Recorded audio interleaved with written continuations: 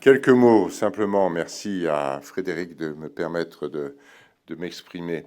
Alors d'abord, en introduction, je voudrais attirer votre attention sur les pochettes qui vous ont été remises. Je ne sais pas si Clémence est dans le secteur, mais vous avez compris que ces pochettes étaient réalisées avec des blouses. C'est une belle opération portée par une petite équipe là, et je pense que ces pochettes vont être maintenant sur le marché. Donc je vous dis ça comme ça, je trouve que c'est une très belle opération qui est très utile puisque sera utilisé pour de bonnes œuvres pour notre secteur de santé. Donc je voudrais simplement à ce moment vous rappeler dans quelle équation nous sommes. On va planter le décor de l'intervention de Frédéric Chéreau dans un instant, et le décor de l'intervention du président national. Moi, je voudrais rappeler que nous avons ici l'équation. Sur ce territoire, 112 477 fonctionnaires du secteur public hospitalier et médico-social, dont 8 741 médicaux. C'est des chiffres qui datent peut-être un peu, donc c'est peut-être augmenté. Ils sont tous fatigués, ils vivent l'urgence sur l'urgence, ils se préoccupent de la démographie médicale, ils se préoccupent de leur rémunération, de leur avenir, de leurs conditions de travail, nous le savons. Nous avons 177 établissements adhérents dans la région. J'y reviendrai sur le plan de leur situation.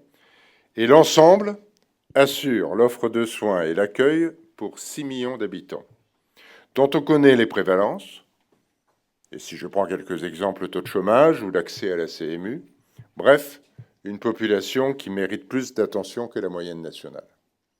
Et de l'autre, de l'équation, une préparation budgétaire par le nouveau gouvernement qui n'annonce rien de bien. Une recherche d'économie de l'ordre de 20 milliards d'euros, conséquence d'un dérapage, parce que je suis gentil, qu'on va qualifier de pas contrôlé. Chacun sait que ce sont les collectivités locales qui sont responsables, comme a dit un ministre sortant et sorti. Certainement que les centres hospitaliers ont pris leur part. C'est aussi une petite musique que l'on connaît. Ce sont les mêmes carabistouilles et les mêmes justifications éhontées qu'on avait entendues en 2008, affirmées par les inspecteurs généraux des finances, aujourd'hui un certain nombre, et dont le moindre, sont et ministres. Nous pouvons compter sur les bonnes intentions de la nouvelle ministre. Elle nous vient là aussi de la Fédération hospitalière. Elle nous a dit dernièrement qu'elle n'était pas une fée. On sait que la baguette est tenue par Bercy et non pas par le ministère de la Santé.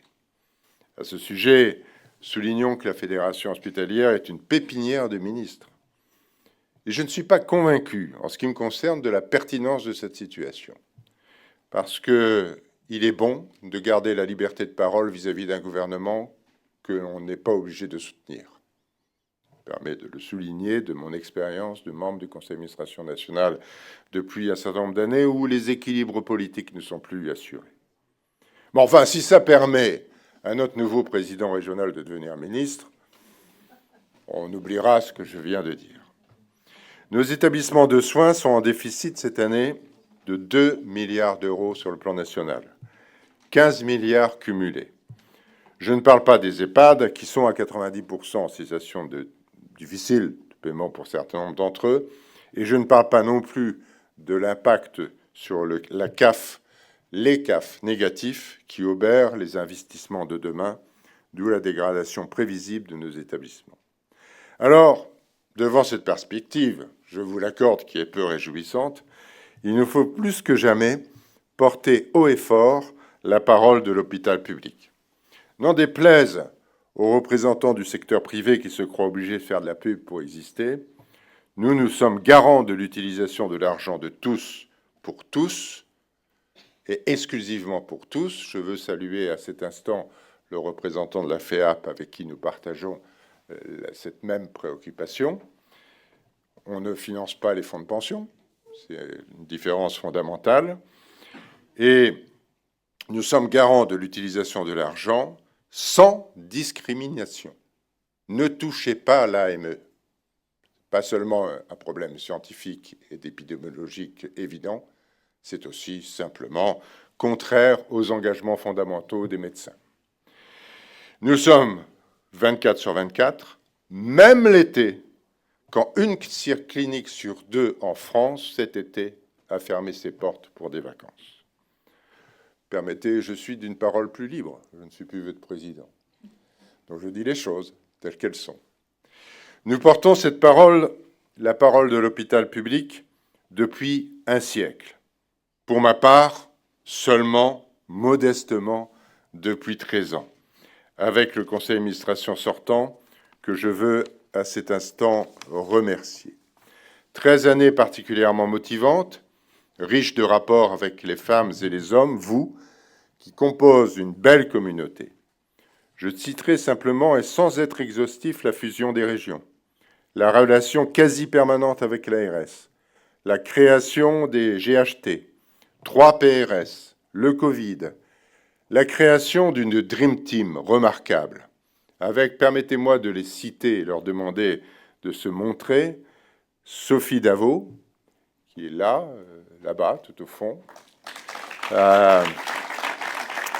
Clémence de Saint-Auban, de Saint-Stéban, qui est où? Qui est là, Clémence, avec sa belle veste rose et rouge plutôt. Hein. Cynthia Leric, qui est notre assistante administrative, et je veux saluer Laurie, qui nous a rejoint, qui est aujourd'hui ici en représentant de son établissement, quoi, évolution.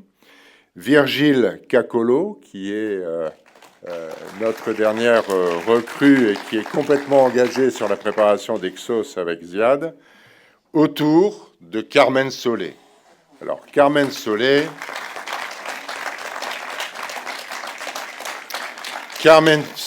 c'est franchement le pilier. La force tranquille, stressée ce matin particulièrement. La détermination, l'engagement, la sensibilité, la complice. Merci Carmen. La création de services pour les adhérents, la répartition des internes, l'imagerie, la loi Ritz, la représentation partout, n'est-ce pas, ma chère Martine Lefebvre? Il faut être présent partout. Lorsqu'on assure ses responsabilités, ont marqué notre travail. Je n'étais pas seul, accompagné par un exécutif particulièrement investi. Je cite les plus anciens, les DG des CHU, dont Daniel Portal, qui a pris une part importante, Alexandre Berthelot, Thierry Ramaillisson, Stéphane Martineau, Jean Ourieb, Catherine Ladger, Michel Dumrel, Serge Gunz, Fabien Nehelin, j'en oublie, mais tous ceux qui ont apporté avec force leurs compétences et leur disponibilité pour nous. Un trésorier, Philippe Merlot, après Guy Dussautoir, qui, on vient de le souligner, a présenté une situation financière saine. Et les membres du bureau. Et bien sûr, dans les membres du bureau, je ne peux pas ne pas parler de Ziad Kodr. Alors, il y a différentes façons de parler de Ziad Kodr. Tout le monde le connaît. Tout le monde connaît son intervention, son investissement. Pour ma part, je serai très prudent sur l'utilisation des mots. Je préfère laisser parler mon cœur, car c'est de l'amitié qu'il s'agit. Merci, Ziad. Vous pouvez l'applaudir. Et en parlant de Ziad, il ne m'en voudra pas si je cite le Liban, où il a ses origines, sa famille. Les Palestiniens, les Israéliens, les Soudanais, les Ukrainiens, et j'en oublie. Parce que être soignant, se préoccuper de la santé des autres, pour tous, c'est avoir au cœur l'humanité tout entière. Mais devant la situation extrêmement tendue que j'ai évoquée dès mon introduction, il m'est apparu souhaitable et sage qu'une nouvelle voix se fasse entendre pour notre région, plus jeune, plus forte, plus représentative. Je suis heureux que le conseil d'administration ait bien voulu suivre ma proposition en désignant Frédéric Chéreau. Au-delà des fonctions qu'on a rappelées de représentant, entre autres, de l'Association des maires de France, je veux dire que Frédéric, que je connais bien, a les qualités et les motivations profondes pour faire mieux que moi. Ça sera difficile, Frédéric. Je le dis en toute humilité, mais je sais que tu le feras. Pour ma part, je n'abandonnerai pas le combat où je suis, au Césaire en particulier, où je vous représente, où après un rapport sur la santé mentale, ma chère Martine, je prépare un rapport et des propositions sur la prévention qui doit quitter les tribunes incantatoires pour devenir réalité. Ce combat au service de la santé que pour notre population, c'est le nôtre, c'est le vôtre. C'est un combat qui m'anime depuis toujours, parce qu'il représente un des fondements de notre République.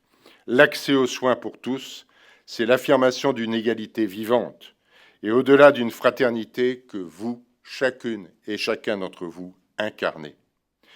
Et pour m'avoir fait partager votre intelligence, votre créativité, votre enthousiasme, vos doutes, vos lassitudes, vos révoltes, mais toujours votre idéal, je veux simplement vous dire merci.